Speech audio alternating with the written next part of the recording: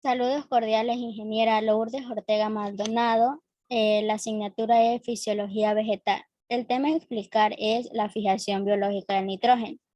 Somos el grupo D, conformado por Diego Pincay, Freddy Tomalá, Naslin Orrala, Natalie Tomalá, Ariana Merchan y quienes habla María Polinar. La fijación biológica del nitrógeno.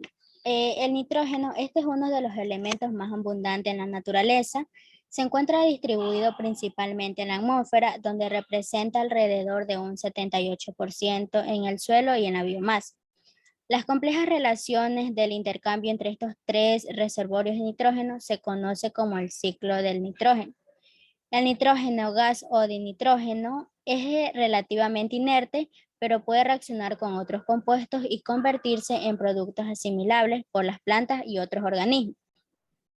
Las plantas pueden obtener el nitrógeno por medio de la absorción del suelo en forma de nitrato o amonio, o bien por la reducción del dinitrógeno atmosférico, establecido lo que son las asociaciones simbióticas con las diversas bacterias. La principal vía de la producción de fertilizantes nitrogenados es la reacción de Haber-Bosch, que mediante la cual el dinitrógeno es reducido por el amonio, por el, por el hidrógeno a temperaturas y precipitaciones muy elevadas, que están aproximadamente a 50 grados centígrados y 350 atmósferas.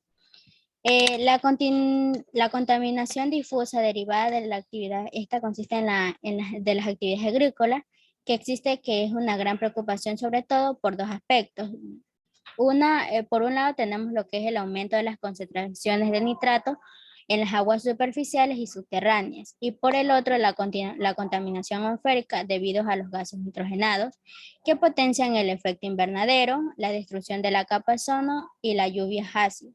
Estos problemas ambientales y sanitarios originados por el aporte excesivo de los fertilizantes nitrogenados en lo que son los cultivos, junto al incremento del coste energético de la síntesis de fertilizantes, hacen que la fijación del dinitrógeno sea una alternativa económica y ecológica limpia frente a las fijaciones químicas. Además, la fijación biológica, esta desempeña un papel importante en lo que es la economía del nitrógeno en las prácticas agrícolas, ya que la cantidad de nitrógeno disponible en la mayor parte de los suelos cultivados es escasa y en la actualidad no pueden ser suplementadas a escala mundial mediante la producción de fertilizantes. El siguiente tema es organismos fijadores de nitrógeno. La fijación biológica del dinitrógeno es catalizada por el complejo enzimático nitrogenasa, que se encuentra exclusivamente en los procariotas. Esta es la capacidad de un organismo para fijar el dinitrógeno, puede determinarse experimentalmente mediante la incorporación de 15 dinitrógeno. Si bien la presencia en un organismo de estos genes se codifican lo que son las proteínas necesarias para la síntesis de la nitrogenasa, se considera también un indicador de su capacidad fijadora. Este espectro de organismos es muy amplio hasta el punto de que estos pueden encontrarse en casi cualquier hábitat. Eh, el siguiente tema es los diazótrofos en la vida libre ocupan nichos ecológicos muy diversos. Aquí este consiste que la nitrogenasa es muy simple a lo que es al oxígeno. Entre las bacterias diazótrofas existen anaerobios estrictos, en donde encontramos lo que son los desulfovibrio y clostridrio. Estos son anaerobios facultativos que fijan el dinitrógeno solo en condiciones anaeróbicas, como la Klebsiella citrobacter, o microaeróbicas, Azospirillum y Xantobacter. Y aerobios estrictos, donde encontramos la Azotobacter beijeringia. En los anaeróbicos facultativos están lo que es la Klebsiella o Azospirillum, que estas carecen del sistema para proteger lo que es la nitrogenasa frente al oxígeno y solo fijan el dinitrógeno en ausencia, o casi se podría decir en casi ausencia del oxígeno. En cambio, en la Azotobacter, esta es una de las bacterias de aerotolerantes que se conoce. En esta adaptación de la Azotobacter a concentraciones crecientes de oxígeno se produce en dos niveles. Una consiste en lo que es el cambio del contenido de algunos citocromas que determinan un incremento de la actividad respiratoria y formación de un complejo inactivo, pero estable al oxígeno. Entre las proteínas de la nitrogenasa y tercera encontramos lo que es la ferrosulfoproteína, que esta vendría a ser una protección conformacional. Siguiente tenemos lo que son las cianobacterias diazótrofas. Han desarrollado diversas estrategias para proteger su nitrogenasa del oxígeno fotosintético. Ya. Entre las cianobacterias fijan el dinitrógeno en condiciones anaeróbicas y microaeróbicas, en donde las células vegetativas de las cianobólicas llevan a cabo lo que es la fotosíntesis oxigenativa de forma similar a las plantas. En las cianobacterias diazótrofas carecen de heterocitos, solo fijan el dinitrógeno en condiciones microaeróbicas. También pueden hacerlo en aerobiosis, pero separadas temporalmente por la fijación del nitrógeno en la fotosíntesis. Otra es que las cianobacterias es la combinación de la fijación biológica del nitrógeno y la fotosíntesis, debido a ser crucial para el desarrollo de la vida en la Tierra. Tenemos lo que son las plantas actinorrísticas, son angiospermas no leguminosas que establecen simbiosis fijadoras con Frankia. Frankia es capaz de formar asociaciones simbióticas con más de 200 especies pertenecientes a 8 familias de angiospermas no leguminosas. Estas plantas representan unas tumuraciones o nódulos en las raíces tras la infección con Frankia. Generalmente estos son arbustos o árboles pioneros en suelos pobres de nitrógeno o en climas adversos, y por tanto tienen importancia desde un punto de vista ecológico y forestal. Por ejemplo, está lo que es la Agnus rubra, que se utilizan por su madera y pueden plantarse dispersamente entre árboles de cultivos para mejorar su producción en suelos deficientes en nitrógeno. También se han utilizado como especies ornamentales, productos de frutos para consumo humano y colonizadoras de suelos mineros o de dunas costeras. Proceso de infección. Este proceso de infección se da en lo que es en la raíz y en el desarrollo nodular. Es muy conocido en comparación con las leguminosas. En las Agnus rubras comienza por medio de la infección en los pelos radicales. Luego procede por la modificación de las raíces tras la entrada de Frankia. La planta produce lo que es abundante materia en la pared secundaria. Este material es colonizado por las hifas de Frankia, las cuales progresan hacia la base intracelular.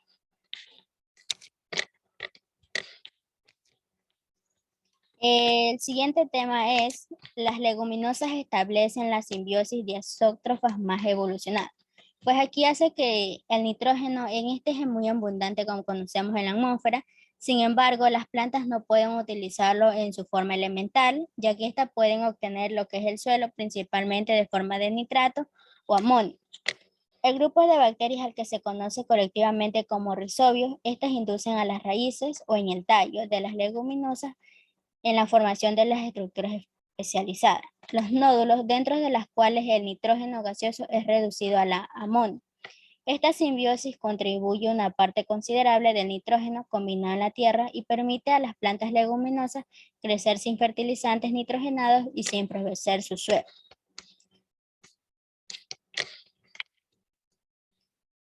Tenemos lo que son la formación de los nódulos en un proceso histológicamente complejo y requiere un intercambio de señales moleculares entre los rizobios y las leguminosas. Bueno, aquí encontramos 5 puntos. El primero, que en esta consiste en lo que es el reconocimiento de la combinación adecuada de los organismos, tanto por parte de la planta como de la bacteria, y herencia de la bacteria a los pelos radicales.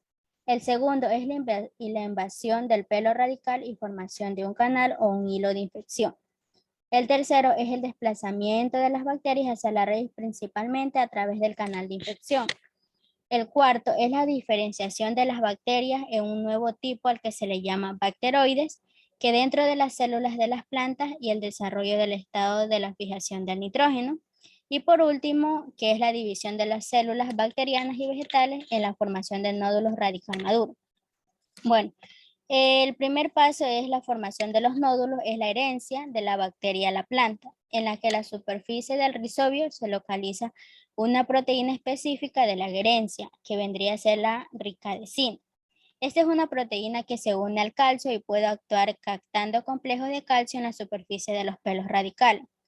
Otra sustancia está lo que es la lectina, que son proteínas que contienen carbohidratos, también cumplen una función en la herencia de la planta bacteria.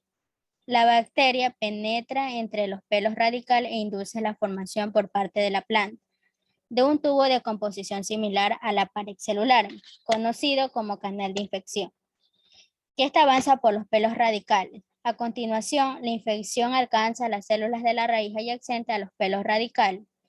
Los rizobios, estos quedan separados de lo que es el citoplasma por una membrana derivada de la planta hospedadora y se la llama la membrana peribacterioidal.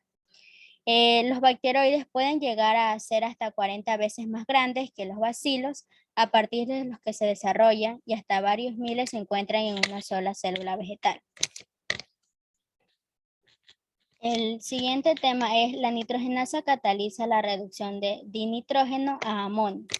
Bueno, consiste en que la fijación simbiótica de nitrógeno en rizobio, esta se lleva a cabo por medio de los bacteroides, que estas se encuentran en el citoplasma de las células del nódulo. La nitrogenasa, como ya se había mencionado, es una proteína de gran tamaño que consiste en dos componentes, la proteína homodimérica y la nitrogenasa de los nódulos radicales posee características similares a la enzima de las bacterias fijadoras de nitrógeno en lo que es la vida libre, incluyendo la sensibilidad del oxígeno. En algunas especies de rizobio existe una hidrogenasa que es capaz de reciclar el dihidrógeno formado por la nitrogenasa, que resulta que en este uso es eficiente por medio de la energía. Los bacteroides. Estas dependen totalmente de las plantas para obtener la energía necesaria por la fijación de nitrógeno. En particular, los ácidos de 4 carbonos, como está el succinato, el malato y el fumarato. Estos ácidos son utilizados como donadores de los electrones para lo que es la producción del ATP.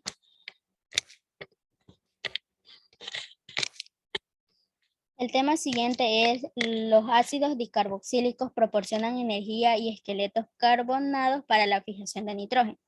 Bueno, aquí esta es la energía necesaria para la fijación del dinitrógeno proveniente originalmente de la fotosíntesis. Este es un compuesto carbonado más importante transportado desde la parte aérea a los nódulos por medio de la vía del floema en la sacarosa. Encontramos lo que son los monosacáridos. Estos son hidrolizados a través de la ruta glucolítica hasta la obtención de fosfoenolpiruvato. El fosfopiruvato carboxilasa es una enzima citosólica muy abundante en los nódulos que esta cataliza lo que es la incorporación de hasta un 10% de dióxido de carbono respiratorio al fosfoenolpiruvato para producir el osalacetato. El osalacetato es reducido rápidamente a lo que es al malato. El malato puede ser utilizado como fuente de carbono y energía para los bacteroides, que pueden entrar al mitocondrias y ser oxidados por medio del ciclo de Krebs. Tenemos lo que es la asimilación del amonio, tiene lugar en la fracción vegetal de los nódulos. Bueno, aquí es el primer producto establece en lo que es la fijación del dinitrógeno, dado que los bacteroides expresan muy poca actividad asimiladora de amonio. Este es un excreto en un 95% por los bacteroides al citoplasma de las células nodulares, donde es incorporado en compuestos carbonados. Dicha incorporación debe ser rápida para evitar lo que es la acumulación del amonio hasta un grado que pueda causar daño celular.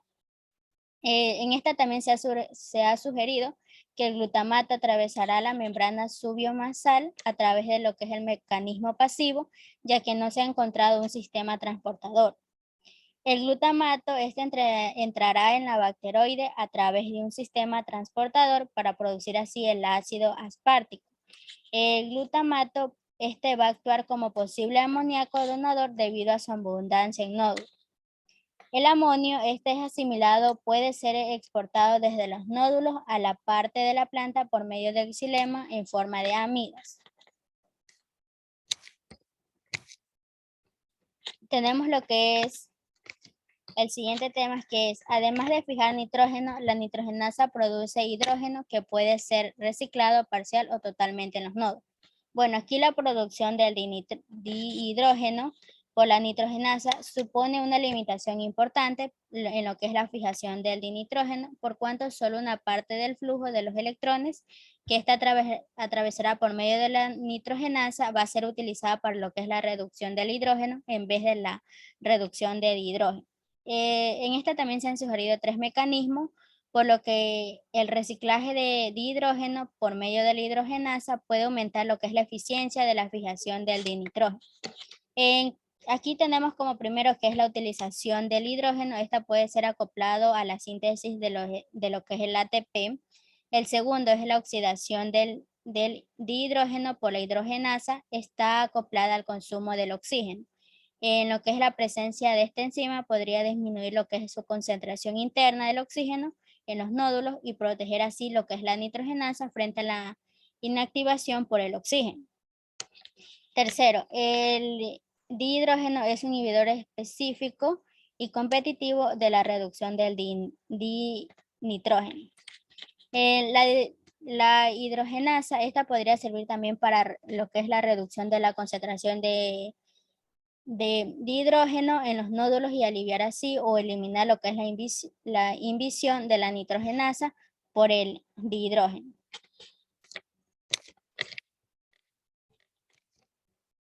Tenemos lo que es la concentración de oxígeno que se alcanza en los bacteroides debe ser estrictamente controlada en los nódulos.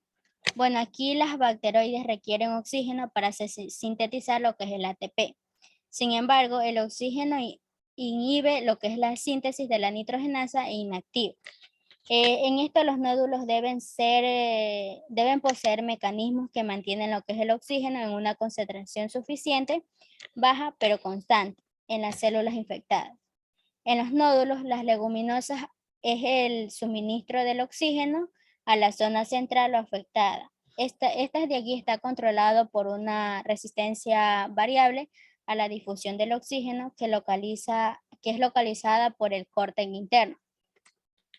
Bueno, aquí tenemos un ejemplo que es la prueba directa que proviene de la utilización de microelectrodos específicos por medir lo que es la concentración del oxígeno en diferentes zonas de los nódulos, que esto indica una caída de dicha concentración en el córtex interno. Como podemos ver en la figura, este vendría a ser lo que es el control de la concentración del oxígeno en el interior de los nódulos, en donde encontramos la A, que es la resistencia de la difusión de oxígeno localizada en la zona de la endodermis, y el córtex interno, también denominado como parénquima nodular. Cuando estas de aquí se incrementan, la concentración de oxígeno que se encuentra en la parte externa, se produce lo que es un aumento de transitorio en la concentración de oxígeno en la zona infectada de los nódulos, para así recuperarse después el valor inicial. Estos resultados se han interpretado admitiendo la existencia de una resistencia a lo que es la difusión del córtex interno de los nódulos, que son capaces de ajustar como respuesta a las fluctuaciones a las concentraciones externas del oxígeno. Pero sin embargo, estos estudios con modelos matemáticos del flujo del oxígeno es a través de los nódulos sugieren que las variaciones de la resistencia difusa del oxígeno puedan obedecer lo que son los cambios de la cantidad de agua contenida en los espacios intercelulares. El siguiente tema es el desarrollo y el funcionamiento de los nódulos requieren una elevada capacidad antioxidante. Bueno, aquí se las denomina especies reactivas de oxígeno, ya que estas constituyen moléculas generalmente formadas por la reducción parcial del oxígeno. Las más relevantes desde un punto de vista fisiológico son las radicales libres de superóxido e hidroxilo, y el peróxido de hidrógeno, y el oxígeno singleto. Bueno, aquí en los nódulos existen diversas condiciones que favorecen a lo que es la producción del ROS. ¿Qué es el ROS? Bueno, el ROS es las especies reactivas de oxígeno. Como la elevada tasa respiratoria de los bacteroides, el alto contenido de hierro, la tendencia de autooxidarse a pH ligeramente ácido y la abundancia en los bacterióides de proteínas fácilmente oxidables por medio del oxígeno. Encontramos lo que son los metabolitos antioxidantes más importantes de los nódulos. Estos son ascorbato, vitamina C y los tioles, tripertídicos, glutatión y homoglutatión. Bueno, aquí entre las enzimas antioxidantes mencionan 4 enzimas del ciclo ascorbato-glutatión, en donde está el ascorbato peroxidasa, el deshidroascorbato reductasa, monos de hidroascorbato reductasa y glutatión reductasa. Estos están presentes dentro de lo que es el citosol, en las mitocondrias, peroxisomas y plastidios. Aquí también entra lo que es el oxidonitrato, ya que este es detectado en los nódulos jóvenes y podían estar implicados en lo que es la interacción simbiótica y en las etapas iniciales en lo que es el desarrollo nodular. Este óxido nítrico podría ser producido tanto por una enzima del tipo óxido nítrico sintasa homóloga a las células animales como por el nitrato reductasa presente en lo que es en el citosol de las células nodulares. El otro tema es la fijación del nitrógeno disminuye durante la senescencia o en condiciones de estrés. Bueno, aquí la pérdida o disminución en la capacidad fijadora del dinitrógeno, esta es una característica de la senescencia en los nódulos, tanto de la natural como en la inducida, por diversos tipos de estrés. Durante la senescencia natural o inducida tiene lugar una serie de importantes cambios metabólicos, entre los que se destaca lo que es la degradación generalizada de las proteínas del citosol. Una de las características más comunes de lo que es la senescencia inducida es por el estrés abiótico, es la caída de la respiración nodular. Esta como consecuencia tiene que un aumento de la resistencia a la difusión del oxígeno. Esto es particularmente patente en el caso de estrés hídrico, la salinidad o la inundación del suelo. Otros factores añadidos al estrés hídrico son a corto plazo, que este consiste en una interrupción de flujo glucolítico en los nódulos a nivel de lo que es la sacarosa sintasa, lo que provoca un descenso a la disponibilidad de ácidos orgánicos para los bacteroides. Y en lo que encontramos en el largo plazo es la disminución de la fotosíntesis a causa del cierre estomático y por tanto la disminución del suministro de fotosintetizados a los nódulos y la acumulación de lo que es los productos nitrogenados en la fijación, como son las amidas y los ureidos. Esto debido a la reducción de la transpiración. En la senescencia natural o inducida, los nódulos pueden producir una situación también conocida como estrés oxidativo. Ya, bueno, aquí en las células vegetales en general, el estrés oxidativo, se origina por medio de una descomposición entre la tasa de formación del ROS y la capacidad defensiva antioxidante. Como ya había mencionado, el ROS es las especies reactivas del oxígeno. Y como último tema tenemos lo que son la fijación de nitrógeno en lo que es en el ámbito de la agricultura. Bueno, aquí los dos tipos de cultivos que más importantes en todo el mundo son los cereales y las leguminosas. En la fijación simbiótica del nitrógeno contribuye directamente a lo que es a la producción de las leguminosas de granos y forrajeras. Asimismo, las leguminosas son enormemente interesantes como enriquecedoras del nitrógeno en los suelos. En las culturas agrícolas han practicado lo que es la rotación de cultivos cereal leguminosa. Esto de aquí no solo se debe a lo que es complementariamente en la dieta humanidad ni del ganado, sino que también este es un papel beneficioso que es como una alternativa del cultivo, ya que en ella se rompe la continuidad de lo que es las plagas y enfermedades. Esta a la vez incrementa lo que es la fertilidad del suelo. Ya, para que una leguminosa fije eficientemente lo que es disculpe, el nitrógeno, esta debe estar bien nodulada. Debe de tener una tasa fotosintética y respiratoria elevada y encontrarse en condiciones ambientales en lo que es adecuadas y poseer un sistema vascular eficaz de transporte de los productos de la fijación del nódulo para su posterior distribución a otros tejidos en la planta. Bueno, esa ha sido toda mi exposición. Gracias.